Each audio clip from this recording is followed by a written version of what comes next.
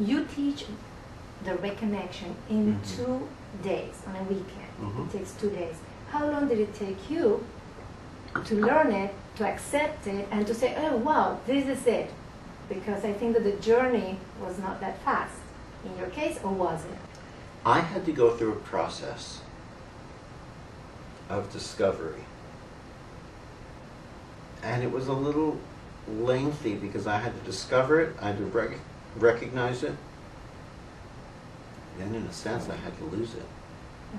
So I had to learn how to find it, so I could learn what interferes with us from accessing healing and how we can find ourselves. So that was a process. I can tell you in brief, when these healings first started happening, I immediately thought, like anyone else would think, well, somebody's got to have answers and understand this.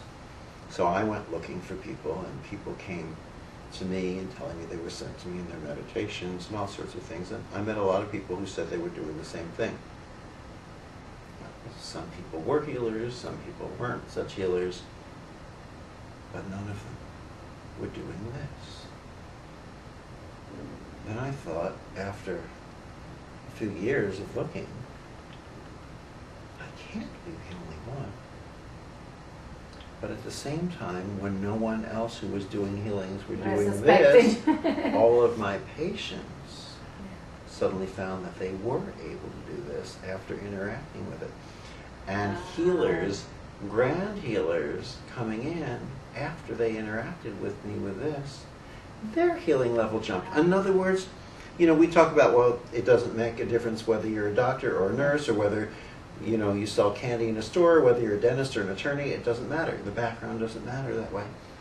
The background also doesn't matter about what we've learned in the way of healing up until now. It doesn't make us better. It doesn't matter if you come in being a grandmaster or knowing nothing or knowing a little, because once you interact with this spectrum, it is so comprehensive, it is so complete that everyone immediately rises to the same level, except it's way up here. Wow.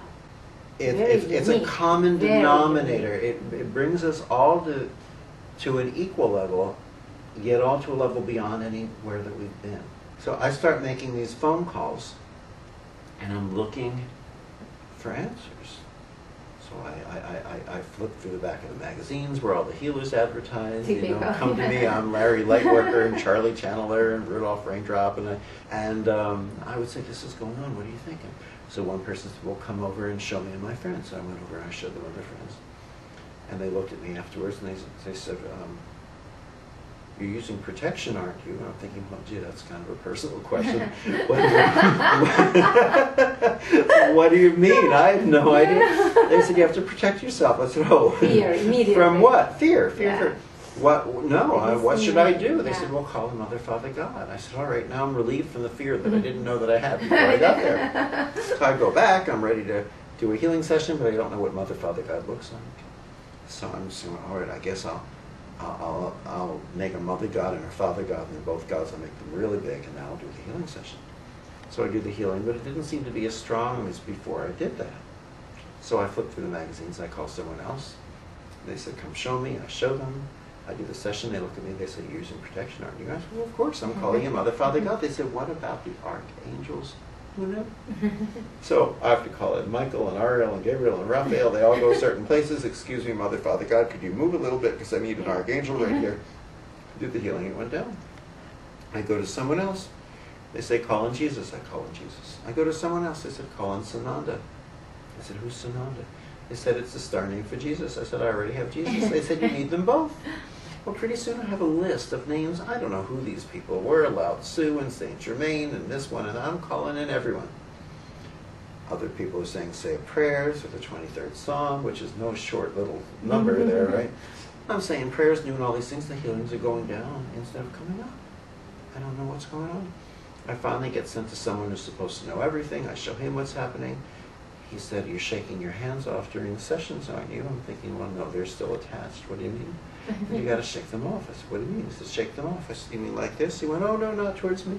You have to shake them off, but it has to go into a bowl of water, and you can't get any on you. So you have to spray alcohol on yourself if you do, and you have to put salt in the water so it doesn't escape, and all these crazy things. And the more of these things I did, the less of the healings there were. And at a certain point in time, it suddenly became clear that all of these things that sound pretty on the outside, they're not based from a consciousness of love. They're based from a consciousness of fear. Yeah. Every time we do something to protect ourselves, we're coming from fear. And fear creates more fear. So when I stopped, I just stopped. I threw out the bowls of salt water and stopped saying all the prayers for protection, and the rituals and the healings came back up. Mind you, I say one prayer every day. Thank you. Thank you. And I mean it. Yeah. And that's my prayer. Mm-hmm. Because I know that we're walking in the light and the love that is God, that is the universe, that is this wonderful wisdom and intelligence of creation. A lot of people, we say, well, we should call God into the healing session. And I'll say to them, well, is God everywhere? And they say, yes. I said, then where are you calling God in from? The airport? I mean, you know, on Sunday is God everywhere, and on Tuesday when you do a healing session, you're calling God in. Well, as soon as we call God in, we're saying that there are times that God is not with us. Mm-hmm. There are no times that God is not with us. There are times where maybe we don't recognize that God is with us, but these are two different things. Absolutely. That's our lesson.